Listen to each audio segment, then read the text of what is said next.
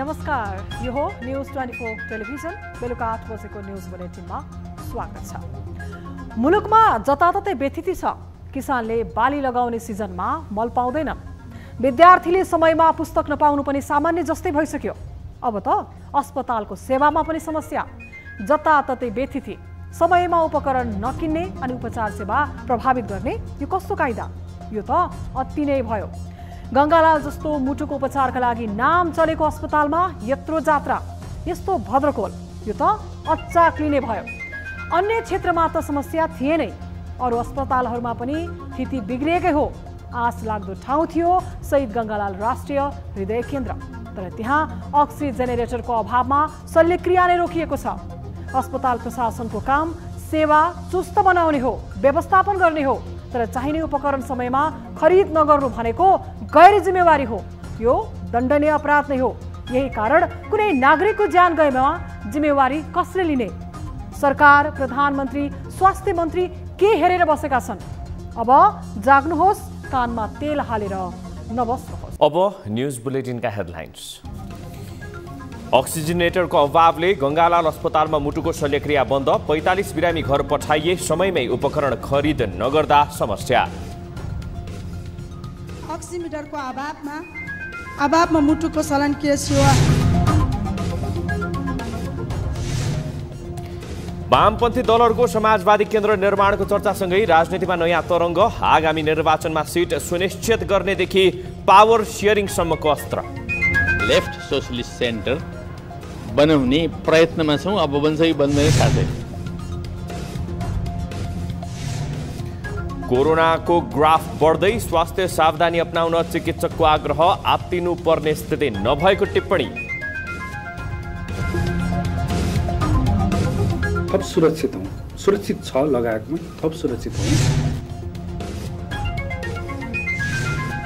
नेपाली क्रिकेटका मुख्य प्रशिक्षक पुबुदु दासनायकेले दिए राजीनामा। 2 घण्टा नबित्दै पुबुदु क्यानाडाको प्रशिक्षक नियुक्त। दोस्रो कार्यकाल सन्तोषजनक नरहेको टिप्पणी।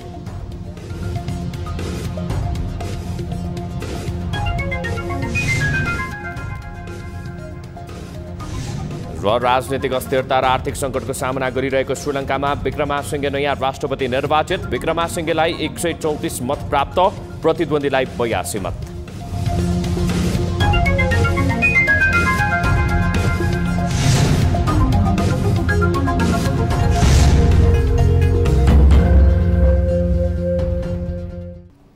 हामी निरन्तर न्यूजमा छौं।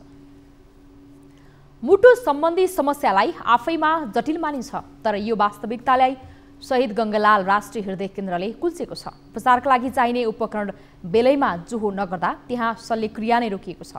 मंगलबार मात्रै 45 जना बिरामीलाई अस्पतालले डिस्चार्ज गरेर घर पठाइदियो। एक रिपोर्ट। मुटु सम्बन्धी केही समस्या आउने बित्तिकै नेपालीले सम्झने अस्पताल हो गंगालाल हृदय रोग केन्द्र। तर यसै अस्पतालमा बिरामीलाई सहजता छैन। त्यसमा पनि शल्यक्रिया गर्नका लागि अपरेसन कक्षमा लाने तयारीमा राखिएका बिरामीको शल्यक्रिया नै रोकिदिँदा अवस्था कस्तो होला? मंगलबार यस अस्पतालमा यस्तै भयो। एकै दिन 45 जना बिरामीको शल्यक्रिया रोकियो। शल्यक्रिया गर्दा नभई नहुने अक्सिजन जेनेरेटरको अभाव देखाउँदै बिरामीलाई फिर्ता गरिएको हो। मुटुको शल्यक्रिया गर्दा मुटु र फोक्सो कृत्रिम रूपमा सञ्चालन गर्नुपर्ने हुन्छ। यसका लागि अक्सिजन जेनेरेटरले सहयोग गर्छ। अक्सिजन जेनेरेटरको काम ओपन हार्ट सर्जरीका क्रममा रगतमा भएको कार्बन डाइअक्साइड हटाएर रगत सञ्चारमा अक्सिजन थप्ने हो। यो शल्यक्रियाका क्रममा अत्यावश्यक उपकरण हो। यो उपकरण एक पटकमा 1 जना बिरामीलाई मात्र प्रयोग गर्न सकिन्छ। गंगालालमा दैनिक रूपमा औसत 7 जनाको मुटुको शल्यक्रिया हुने गर्दछ। तर अहिले अक्सिजेनेरेटरको अभावमा शल्यक्रिया बन्द छ। यसबारे हामीले अस्पताल प्रशासनसँग बुझ्ने प्रयास गरेका थियौं, तर केन्द्रका निर्देशक डाक्टर चन्द्रमणि अधिकारीले जिम्मेवारी देखाएनन्। उनले अरू विविध कुरा गरे पनि यसबारे बोल्न चाहेनन्। उल्टो सञ्चार माध्यमले सानो विषयलाई ठूलो बनाएको भन्दै आक्रोश पोखे। अस्पतालको बेथितिबारे संसदमा पनि प्रश्न उठेको छ। एमाले सांसद नबिना लामाले प्रतिनिधि सभाको बुधबारको बैठकमा शल्यक्रिया नै रोकिने गरी केन्द्रमा भएको समस्याबारे आपत्ति जनाउँदै सरकारको ध्यानाकर्षण गराइन्। अहिले गङ्गालाल लगायतका देशभरका सबै मुटुको अस्पतालहरू बन्द अवस्था छ र मुटुको शल्यक्रियाको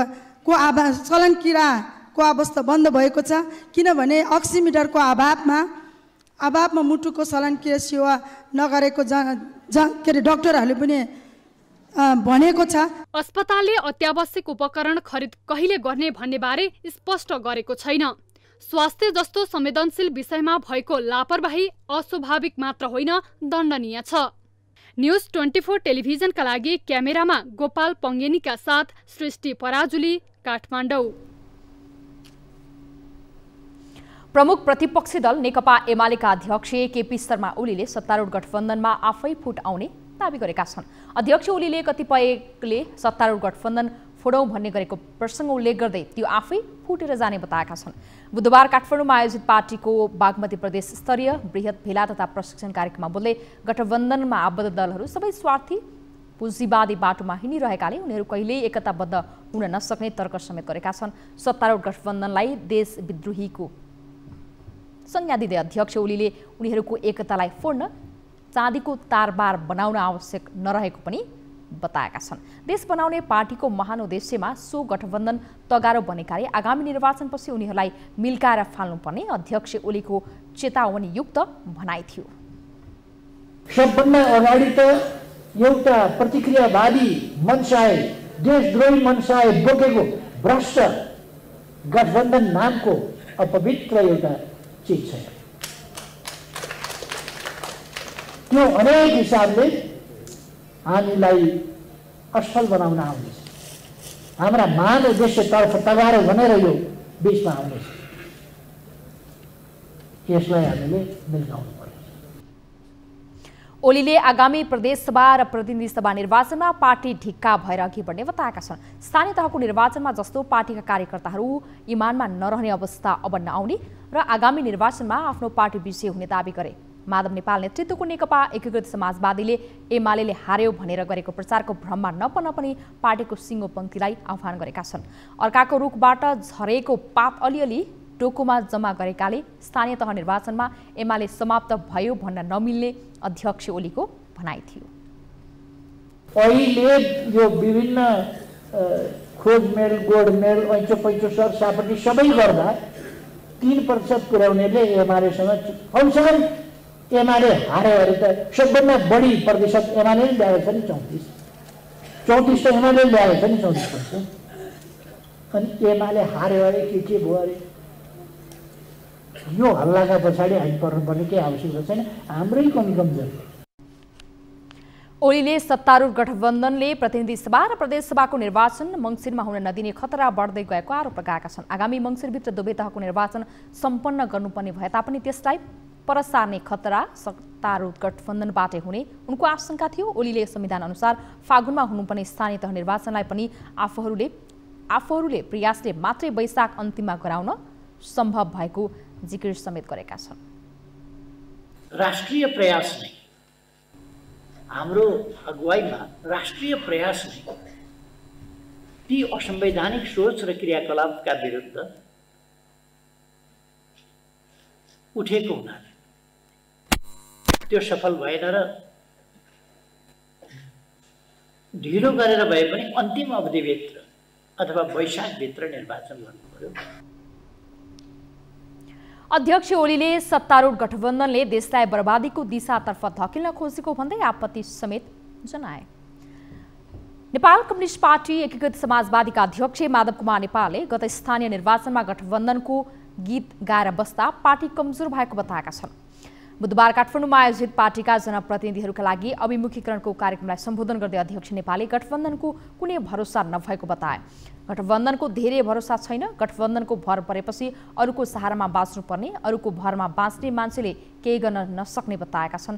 उनले आफै शक्तिमा भरोसा गर्ने, आफ्नै तागतमा जित्छु भन्ने भरोसा भएकाहरूले पार्टीको पनि विश्वास जित्न सक्ने दाबी गरे। यही काठमाडौँमा बृहत कार्यकर्ता भेलाको आयोजना गरियो र बृहत कार्यकर्ता भेलामा 4 देखि 5,000 कार्यकर्ताहरू देशभरिबाट भेला भए। भेला भएपछि एक स्वरले उनीहरूले आवाज उठाए, अब हामीले विद्रोहको झण्डा उठाउनुपर्छ। अध्यक्ष नेपालले आफ्नै तयारी गरेको भए हामीले थप जित्न सक्ने जिकिर गरेका थिए। आफूभन्दा समाजवादी ठुलो हुन्छ कि भनेर कतिपयको दलहरूको निधहरा भएको पनि उनले बताएका छन्। गठबन्धनको अभ्यासक्रममा धेरै कमजोरी पार्टीबाट भएको उनले स्वीकार गरेका छन्।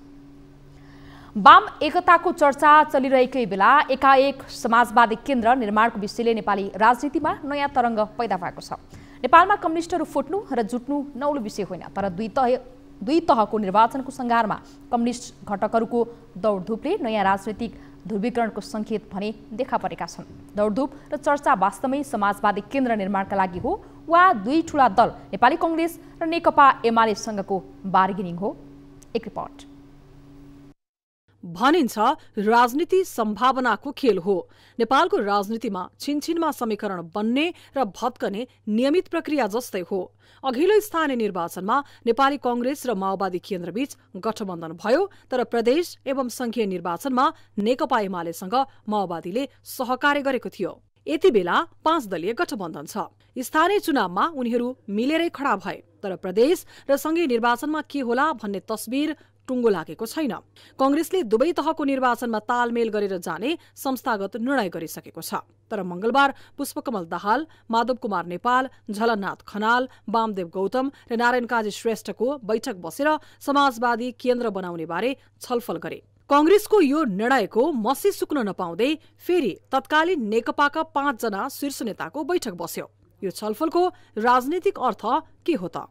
पहिलो, कङ्ग्रेस र एमाले बाहेक सबै वामपन्थी दल तथा समूह एक ठाउँमा आए, एउटा शक्ति बन्ने ठम्म्याई। दोस्रो, आगामी निर्वाचनमा कङ्ग्रेससँग बढीभन्दा बढी सीट लिन दबाव सृजना गर्ने रणनीति। तेस्रो, कम्युनिस्ट एकताको मुद्दा लिएर पुनः एमालेसँग एकता वा हातेमालोको सम्भावना खोजे। चौथो, चुनावपछिको सम्भावित पावर सेयरिङ। अहिलेको देशको आवश्यकता वाम एकता हो, तर अहिलेको अवस्थामा सबै वामहरू एकताबद्ध हुने स्थितिमा म देख्दिनँ। त्यसो हुनाले हामी जो 5 दलभित्रका वामहरू छौँ, त्यो 5 दलभित्रका वामहरू हामी एकताबद्ध हुन कोसिस गर्दैछौँ।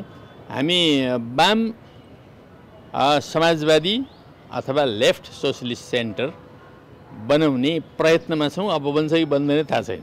एक साता अघि उत्तरी छिमेकी चीनसँगको उच्च स्तरीय प्रतिनिधि टोलीले वामपन्थी दलहरूलाई एक बनाउने प्रयास गरेको यथार्थ छिपेको छैन। लगतै माओवादी अध्यक्ष पुष्पकमल दाहालले अर्थपूर्ण भारत भ्रमण गरे। उनी भारत भ्रमणबाट फर्किएको भोलिपल्टै कङ्ग्रेसले आगामी प्रदेश र संघीय निर्वाचनमा पनि गठबन्धन गरेरै अघि बढ्ने निर्णय गरेको थियो। कङ्ग्रेसको यो निर्णय सम्भावित वाम एकता वा गठबन्धन प्रतिको त्रास बाहेक अरू केही हुन सक्दैन। कङ्ग्रेस सम्भावित वाम तालमेलले पर्न सक्ने क्षतिप्रति सतर्क देखिन्छ। निर्वाचनमा तालमेल हुने कुराले ध्रुवीकरण पनि गर्छ, फेरि नगर्ने होइन। तर त्यसलाई हामीले स्वाभाविक रूपले लिनुपर्छ। किन त भन्दा हामीले संविधानमा नै मिश्रित निर्वाचन प्रणाली अपनाएका छौँ। अब मिश्रित निर्वाचन प्रणाली भनेको यसले मिलिजुलेर सरकार बनाऊ भन्ने प्रणाली हो यो, होइन। अब मिलिजुलेर सरकार बनाउने कुरामा निर्वाचन आफूले एक्लै लडेर एक्लै दलले निर्वाचन लड्ने र अनि निर्वाचन पछि सरकार बनाउनका लागि मिल्ने कि निर्वाचनमै जाने बेला मिल्ने भन्ने मात्रै प्रश्न हो। नयाँ ध्रुवीकरण सम्बन्धित दलभित्रका युवा पुस्ताको चाहना र बाह्य प्रभाव पनि हो। तर समाजवादी केन्द्र बनाउने कुराले अहिलेको गठबन्धनलाई झनै बलियो बनाउने तर्क गरे पनि वामपन्थी दलहरूबीच तत्काल एकता हुने अवस्था भने देखिँदैन। वामपन्थीहरू पनि एकीकृत हुन्छन् कहीँ, त्यो पनि नेपालमा, ती कुरा छोडिदिउँ। प्रश्न के हो भने वाम गठबन्धन भन्नाले एकदमै जेनरलाइज प्रश्नको के अर्थ छैन। किन अर्थ छैन? नेपालमा को हो वाम, अहिले कुन पार्टीको बिचको एकताले के प्रभाव पर्छ भन्ने कुरा त्यसपछिको छलफल गर्दा केही पार्टीहरू एकाध पार्टीको बिचको कुरा नै निर्णायक हुन्छ, अरू सबै कुराको त्यस्तो कुनै औचित्य हुँदैन। उता वामपन्थी एकताको भित्री कसरत जारी छ। छरिएर रहेका वाम शक्तिहरूलाई एक ठाउँमा आउनुपर्ने चाहना नेताहरूकै देखिन्छ। सके सबै मिल्ने, नभए एमाले बाहेक शक्तिलाई मिलाउने कसरत अहिले भइरहेको देखिन्छ। हामी फेरि नयाँ सिराबाट वामपन्थीहरूलाई एक ठाउँमा ल्याउने हैन, ध्रुवीकरण गराउने कोसिसतिर छौँ। त्यो राम्रो कुरो, नेपालको लागि राम्रो खुसीको कुरो। जे जुनसुकै समीकरण वा गठबन्धन बने पनि त्यसको गन्तव्य भने शक्ति आर्जन नै देखिने गरेको छ। पछिल्ला दिनको भेला र बैठकहरू आगामी निर्वाचनमा तालमेल गरी बढी सिट जित्ने र त्यसपछिको सरकारमा पावर शेयरिङकै सेरोफेरोमा पुगेको देखिएको छ। कुनै राजनीतिक मुद्दा र जनताका मुद्दा भन्दा पनि सत्ता आर्जनमै दलहरू रमाइरहेका छन्। न्यूज 24 टेलिभिजनका लागि क्यामेरामा कान्छा डङ्गुलका साथमा टिभी जर्नलिस्ट प्रकाश बमको रिपोर्ट।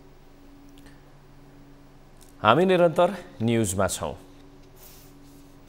प्रमुख प्रतिपक्षी दल नेकपा एमालेका महासचिव शंकर पोखरेलले नेकपा माओवादी केन्द्रका अध्यक्ष पुष्पकमल दाहाल प्रधानमन्त्री बन्नका लागि देश विदेश दौडामा निस्केको टिप्पणी गरेका छन्। 12% जनमतलाई समेत प्रभावित पार्न नसक्ने अध्यक्ष दाहालले प्रधानमन्त्री बन्ने प्रयास गर्नु लोकतन्त्रका लागि लज्जाको विषय भएको महासचिव पोखरेलको भनाइ थियो। बुधबार काठमाडौँमा आयोजित अनलाइन समाचार माध्यमका सम्पादकहरूसँगको अन्तर्क्रिया कार्यक्रममा बोल्दै उहाँले दाहालप्रति संकेत गर्दै जनमत गुमाएकाहरूले राष्ट्रको नेतृत्व गर्ने भन्ने कुरा लोकतान्त्रिक कुरा नभएको तर्क समेत गरे। जनमतले 12% को जनमतलाई पनि प्रभावित गर्ने सामर्थ्य राख्दैन। प्रधानमन्त्री खोज्न देश विदेश दौडामा कुदेको छ भन्दाखेरि यो भन्दा लज्जाजनक लोकतन्त्र के हुन्छ भन्नु त? हो, त्यो चिजबाट जोगाउनका लागि जनता जागरुक हुनुपर्छ, सचेत हुनुपर्छ। जनमत गुमाएकाहरूले राष्ट्रको नेतृत्व गर्ने भन्ने खालको कुरा लोकतन्त्रको कुरा होइन। महासचिव पोखरेलले कालो धनलाई सेतो बनाउने आफ्नो प्रयास असफल भएपछि सरकारले नेपाल राष्ट्र बैंकका गभर्नर महाप्रसाद अधिकारीमाथि प्रहार गरिरहेको आरोप लगाउनुभयो। उहाँले गभर्नरलाई एमालेको कुनै विभागको सदस्यको रूपमा मुछेर सरकारले हटाउने प्रयास गरिरहेको भन्दै आपत्ति जनाए। गभर्नर अधिकारीलाई सो पदबाट हटाउने काम गरिए मुलुक श्रीलङ्काकरण हुने भन्दै चिन्ता समेत व्यक्त गरे। गभर्नरका विषयमा जे प्रकारको एट्याक भएको छ त्यो एट्याक चाहिँ के कारणले भन्दाखेरि ब्ल्याकलाई व्हाइट गर्ने खालको योजना असफल भएका कारणले एट्याक भएको हो भन्ने कुरा तपाईँ हामीले पनि बुझेनौँ भने यो मुलुकको श्रीलङ्काकरण हुने जुन जोखिम छ त्यसबाट जोगाउन सक्छौँ। महासचिव पोखरेलले गभर्नर अधिकारी एमालेको कुनै पनि विभागमा नरहेको कुरा उहाँ स्वयंले भनेपछि त्यसमाथि थप बहसको कुनै जरुरी नरहेको पनि बताएका थिए।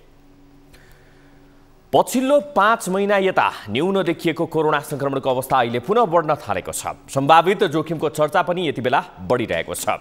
पछिल्लो एक साताको कोरोना संक्रमणको ग्राफ अध्ययन गर्दा संक्रमितको ग्राफ निकै उकालो लागेको छ।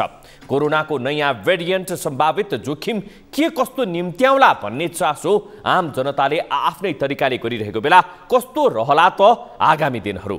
एक रिपोर्ट। नेपालमा कोरोनाको नयाँ भेरिएन्ट देखियो। अब फेरि कस्तो जोखिम होला? पछिल्लो एक साता यता यो चासो बढिरहेको छ।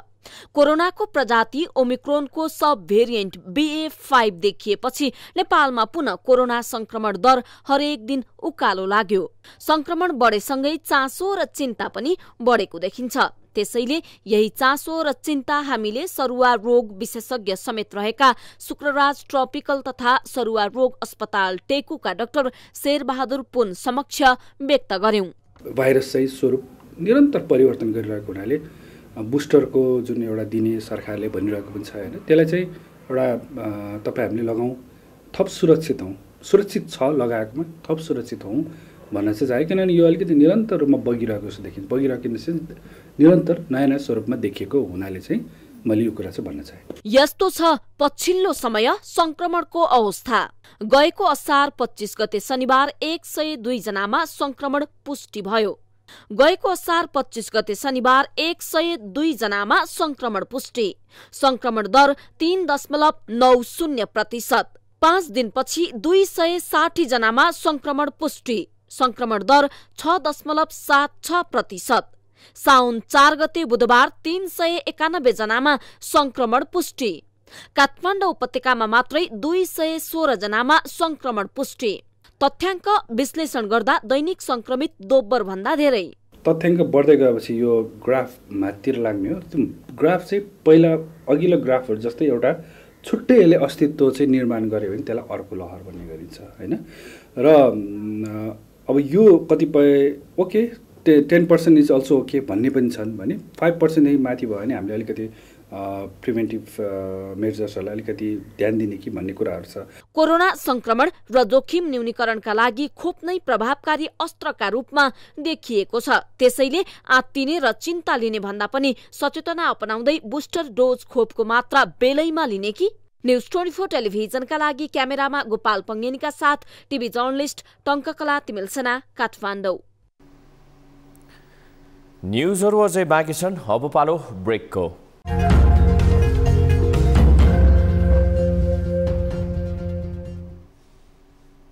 हामी निरन्तर न्यूजमा छौं।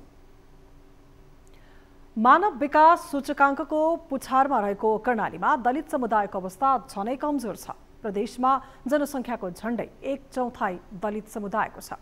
विभिन्न राजनीतिक परिवर्तनमा यहाँका दलित समुदायको सहभागिता कति पनि कम छैन। तर दलित समुदायको आफ्नै अवस्था भने कति पनि परिवर्तन हुन सकेको देखिँदैन। संविधानमा दलित समुदायका अधिकारहरूलाई सुनिश्चित गरिएको छ, तर दलित समुदायलाई माथि उठाउने आवश्यक ऐन निर्माण गरी नीति तथा कार्यक्रम बनाउनेतर्फ कर्णाली प्रदेश सरकारले ध्यान पुर्याउन भने सकेको छैन। एक रिपोर्ट।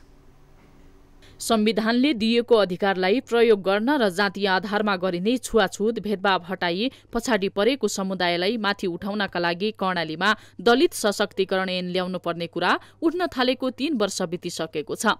तर यतिका समय बितिसक्दा पनि उक्त ऐन अघि बढ्न सकेको छैन। अब तत्काल ऐन अगाडि नबढाए आन्दोलनमै उत्रिने तयारी दलित अधिकार कर्मीहरूले गरेका छन्। कर्णाली प्रदेशका जनसमुदायप्रति, विशेष गरी दलित समुदायप्रति बढी नै जिम्मेवार बोधका साथ काम गर्नुपर्छ। यदि त्यो जिम्मेवारी बोधको ढङ्गले काम गरेको हो भने यसले तुरुन्त यो ऐनलाई तपाईँ चाहिँ ल्याउनुपर्छ भन्ने हो। अब मानव तपाईँले भने जस्तै ल्याइदिएन भने यसको जवाबदेही चाहिँ कर्णाली प्रदेश सरकार नै हुन्छ। अब हामीसँग आन्दोलन बाहेक विकल्पहरू हुँदैन। सरकारले आन्दोलन नै चाहेको हो भन्ने चाहिँ बुझ्नुपर्छ।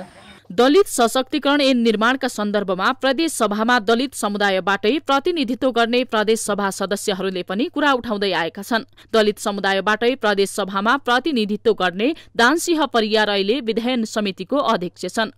अब 1 हप्तामा उक्त विधेयक संसद सचिवालयमा दर्ता नगरे गैर सरकारी विधेयक दर्ता गर्ने प्रक्रियामा अगाडि बढ्ने उनले बताएका छन्। कर्णालीका चाहिँ 5 जना दलित सांसदहरू हामी 12 मार्च सामाजिक विकास मन्त्रालयसँग र मुख्यमन्त्रीसँग पनि व्यापक छलफल गऱ्यौँ र गरिसकेपछि उहाँले अहिलेसम्म पनि 3 वर्ष चाहिँ हाम्रो कार्यकाल भयो तब यो विधेयकको बारेमा छलफल गरेको। अहिलेसम्म पनि चाहिँ उहाँले तब चाहिँ संसदमा चाहिँ यो ल्याउँछु भन्नुभएको छ। हामीले भनेका छौँ अब चाहिँ 1 हप्ताभन्दा बढी चाहिँ हामी कुर्नेवाला छैनौँ। 1 हप्ताभित्र यदि सरकारले चाहिँ संसदमा चाहिँ सचिवालयमा चाहिँ यो दर्ज गरेन भने हामी चाहिँ अगाडि बढ्छौँ र त्यसको प्रोसेस हामी अगाडि बढाउँछौँ। अधिकार कर्मीहरूले निरन्तर झकझकाएपछि प्रदेश सरकारले विधेयकको ड्राफ्टसम्म गरे पनि प्रदेश सभामा लाने प्रक्रिया थालेको छैन। 2 वर्ष अघि बनेको विधेयकको मस्यौदा सामाजिक विकास मन्त्रालयले मन्त्री परिषद बैठकमा समेत पेश गरेको छैन। सामाजिक विकास मन्त्रालयले त्यो विधेयक पेश गर्यो। त्यो सन्दर्भमा अलिकतै यो सङ्घ सरकारको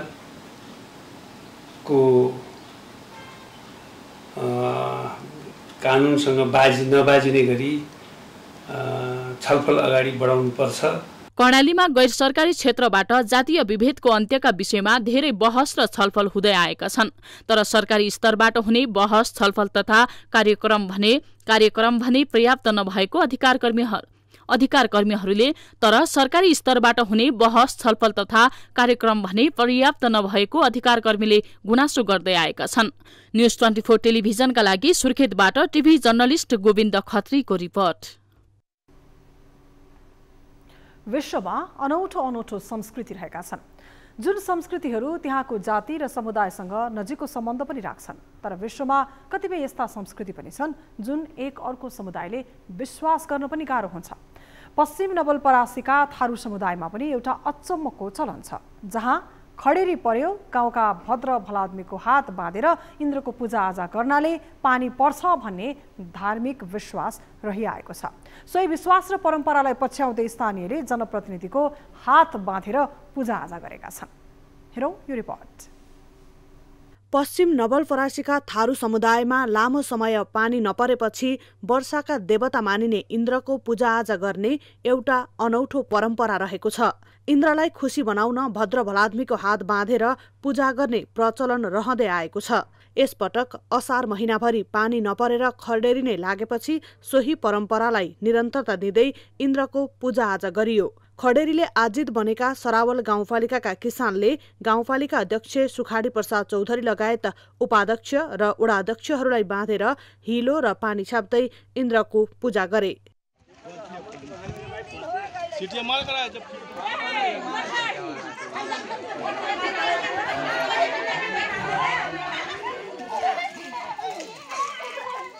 गाउँका अगुवाले स्वच्छ मनले पूजा गर्ने र दक्षिणा दान गरेपछि पानी पर्ने धार्मिक मान्यता अनुसार पूजा गरिने प्रचलन रहेको छ।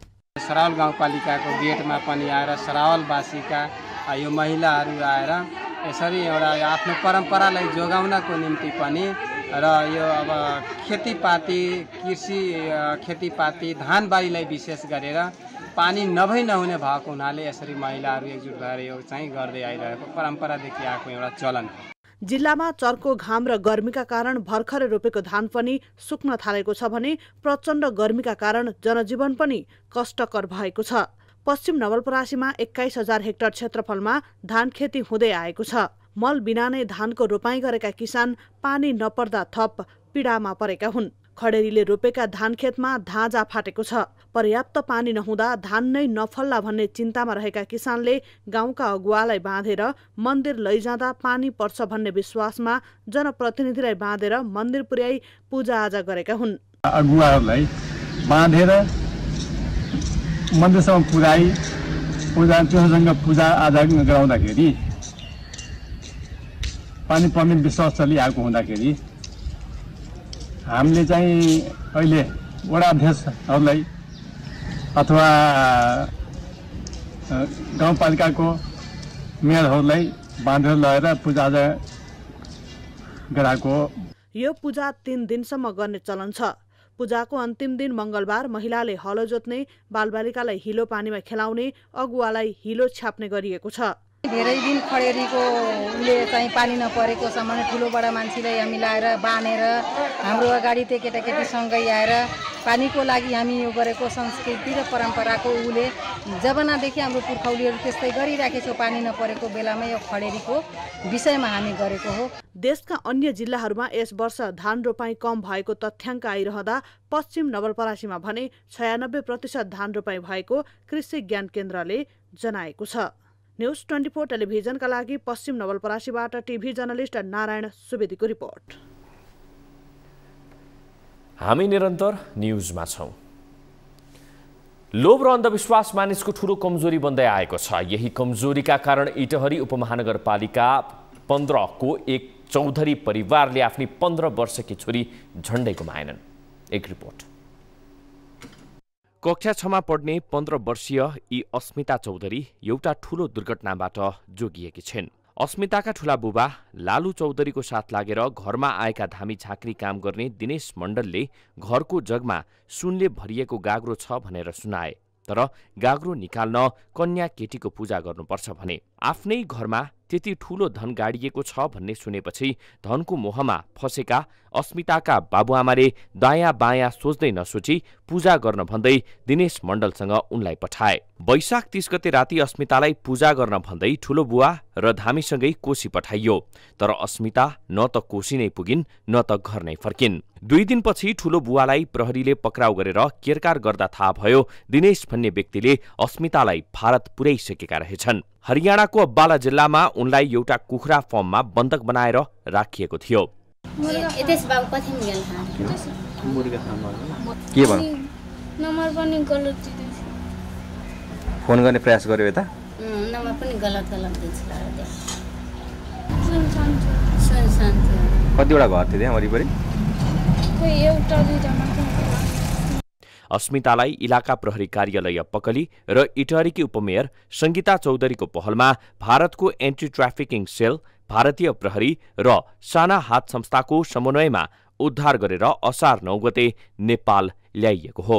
घटनाका मुख्य योजनाकार मण्डल फरार छन् र उनको खोजी भइरहेको इलाका प्रहरी कार्यालय पकलीका प्रहरी निरीक्षक रविन्द्र थापाले जानकारी दिए। जुन हरियाणा राज्यको चाहिँ सदर प्रहरी अम्बला प्रहरी स्टेसनसँग अनुरोध गरेर त्यहाँको चाहिँ पोल्ट्री फार्ममा चाहिँ यसले लगेर आफू काम गर्ने अनि लगेर राखेको रहेछ।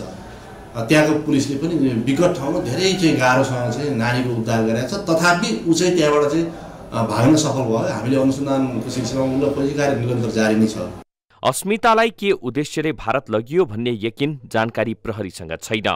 अस्मिताका ठूलो बुवालाई मानव अपहरण, शरीर बन्धक तथा व्यक्ति बेपत्ता मुद्दामा अहिले पूर्वपक्षको लागि थुनामा राखिएको छ। अन्धविश्वासमा परि अन्जान व्यक्तिसँग छोरी पठाउनु चौधरी परिवारको गल्ती रहेको इटहरीकी उपमेयर संगीता चौधरीले बताइन्।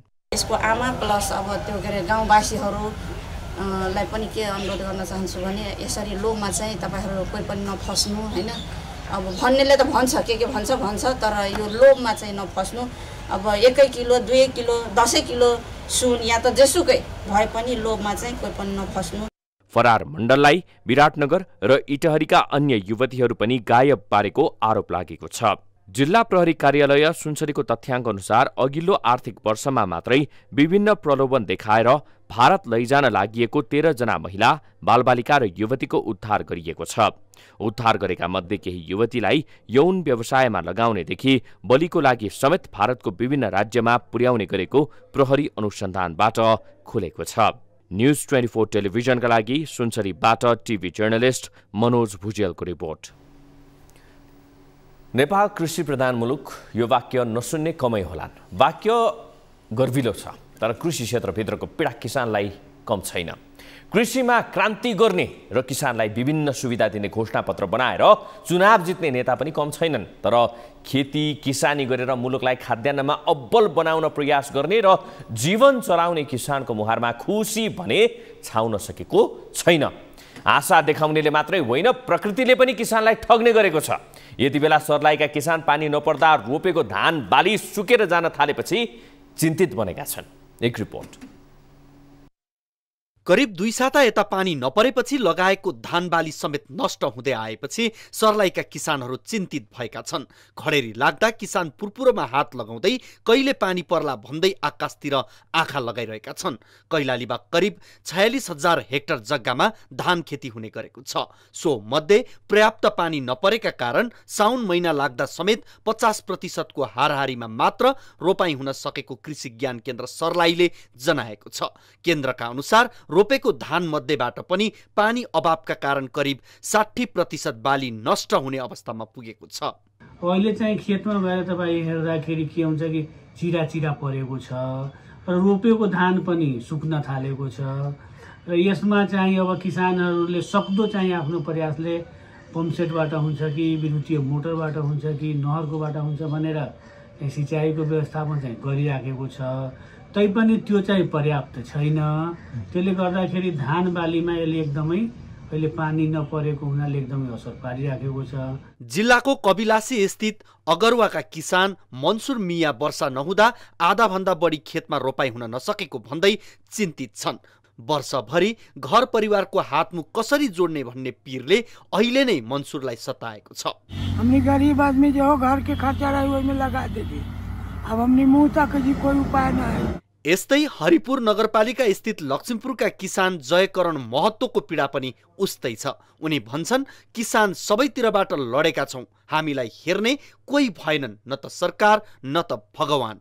सिंचाई र विद्युत तथा पम्प सेट लगायतका वैकल्पिक व्यवस्था नहुँदा वर्षेनी किसानहरूको मेहनत र लगानी डुब्ने गरेको महत्वको तर्क छ। त अपना नी खेत सब में होती है, बारिश न होई छी, धान सब जड़ जड़ी, तो फायदा कथी होती? जेहो लगैले छी सेहो न होती। गरीब दुखिया के त यही कामे है, यही कामे करे के। केन्द्र प्रदेशदेखि स्थानीय सरकारसम्मले किसानको स्तर उन्नति तथा कृषि उपज बढाउने भन्दै करोडौं रुपियाँको बजेट छुट्याउँछ, तर किसानसम्म पुग्दा त्यो व्यवहारमा भने उपयोग भएको देखिँदैन। सर्लाहीबाट टिभी जर्नलिस्ट अनवर अहमदको रिपोर्ट। अब बिजनेस न्यूज।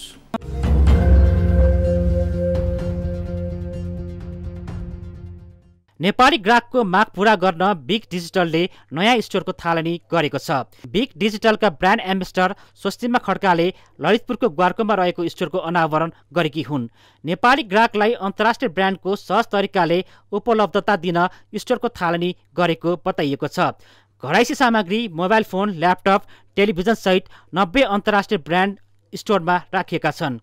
पहिलो हप्ता सामान खरिद गर्ने ग्राहकले आकर्षक उपहार र 100% रकम समेत फिर्ता हुने योजना राखेको छ। निशुल्क डेलिभरीको सुविधा पनि रहेको छ।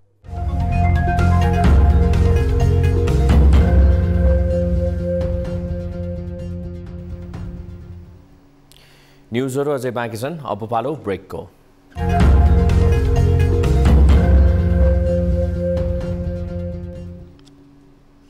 हामी निरन्तर न्युजमा छौं। अब स्पोर्ट्स न्युज।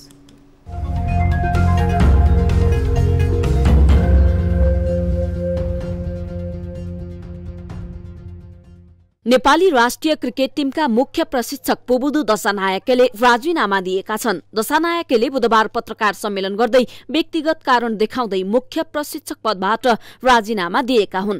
राजीनामा घोषणा गरेको केही बेरमै दशानायके क्यानाडाको मुख्य प्रशिक्षक नियुक्त भएका छन्। दशानायकेलाई प्रशिक्षकमा नियुक्त गरेको जानकारी क्रिकेट क्यानाडाले सामाजिक सञ्जालबाट दिएको छ। उनी दोस्रो पटक क्यानाडाको प्रशिक्षक नियुक्त भएका हुन्। श्रीलङ्काको राष्ट्रिय टिमबाट खेलेका दशानायके अहिले क्यानाडाका नागरिक हुन्। व्यक्तिगत कारण देखाउँदै दशानायकेले पदबाट राजीनामा दिएको नेपाल क्रिकेट संघ क्यानले जनाएको छ। क्यानले दशानायकेको राजीनामा पनि स्वीकृत गरिसकेको छ। पत्रकार सम्मेलनमा उनले आफ्नो कोचिङ करियरको सबैभन्दा कठिन निर्णय भएको बताएका छन्। आफूलाई नेपालको क्रिकेट मनपर्ने र अहिलेको स्थितिमा छाड्नु पर्दा निकै भावुक भएको बताए। पोबुदुलाई नेपालको एक सफल क्रिकेट प्रशिक्षकको रूपमा लिइन्छ, तर दोस्रो कार्यकालमा उनी सफल भएनन्। यसअघि पोबुदु सन् 2011 देखि 2015 सम्म नेपालका मुख्य प्रशिक्षकको रूपमा रहेका थिए। उनकै प्रशिक्षणमा नेपालले पहिलो पटक सन् 2014 मा आईसीसी T20 विश्वकप खेलेको थियो।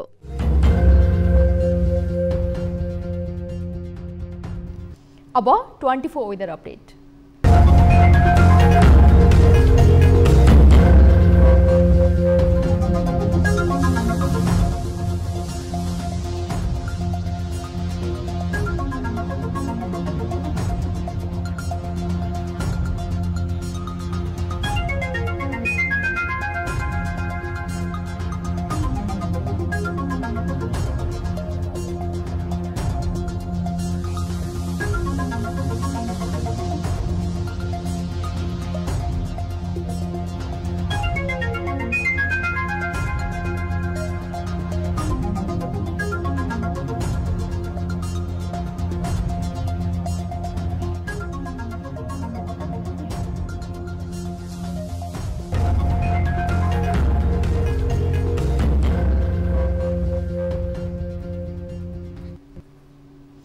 अब न्यूज बुलेटिनको अन्त्यमा पुनः हेडलाइन्स। अक्सिजेनेटरको अभावले गंगालाल अस्पतालमा मुटुको शल्यक्रिया बन्द। 45 बिरामी घर पठाइए, समयमै उपकरण खरिद नगर्दा समस्या। अक्सिमिटरको अभावमा मुटुको शल्यक्रिया सेवा। वामपन्थी दलहरूको समाजवादी केन्द्र निर्माणको चर्चा सँगै राजनीतिमा नयाँ तरङ्ग। आगामी निर्वाचनमा जित सुनिश्चित गर्नेदेखि पावर सेयरिङसम्मको अस्त्र। लेफ्ट सोशलिस्ट सेन्टर बनाउने प्रयत्नमा छौँ, अब बन्छ कि बन्दैन थाहा छैन। कोरोनाको ग्राफ बढ्दै स्वास्थ्य सावधानी अपनाउन चिकित्सकको आग्रह। आत्तिनु पर्ने स्थिति नभएको टिप्पणी। थप सुरक्षित हौँ, सुरक्षित छ लगायतमा थप सुरक्षित हौँ। नेपाली क्रिकेटका मुख्य प्रशिक्षक पोबुदु दशानायकेले दिए राजीनामा। 2 घण्टा नबिते पोबुदु क्यानाडाको प्रशिक्षक नियुक्त। दोस्रो कार्यकाल सन्तोषजनक नरहेको टिप्पणी।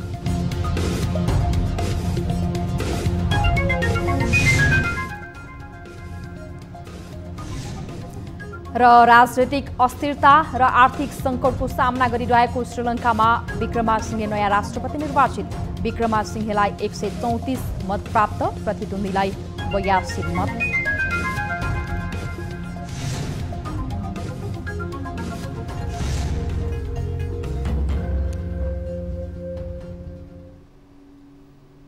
बेलुका 8 बजेको न्युज बुलेटिन अहिलेलाई यति नै। जाँदा जाँदै ताली र गालीका लागि हामीले सोधेको प्रश्न, केही सञ्चार माध्यमले संस्थागत र व्यक्तिगत गरिमामा आँच पुर्याएको भन्दै काठमाडौँ महानगरपालिकाका मेयर बालेन्द्र शाहले प्रेस काउन्सिलमा क्षतिपूर्तिको दाबीसहित कारबाहीका लागि गरेको माग स्वाभाविक छ भन्नेले तालीमा र छैन भन्नेले गालीमा भोट गर्नुहोला। थप न्युजका लागि हाम्रो वेबसाइट www.news24nepal.com हेर्नुहोला। साथै हामीलाई फेसबुक, ट्विटर र युट्युबमा पनि फलो गर्न सक्नुहुनेछ। यस्तै मोबाइल, भाइबर र इमेलबाट 24 हेल्प डेस्कमा कुनै समस्या या गुनासो छन् भने सम्पर्क गर्न सक्नुहुनेछ। अहिलेलाई बिदा दिनुहोस्। हामी निरन्तर न्युजमा छौँ। नमस्ते।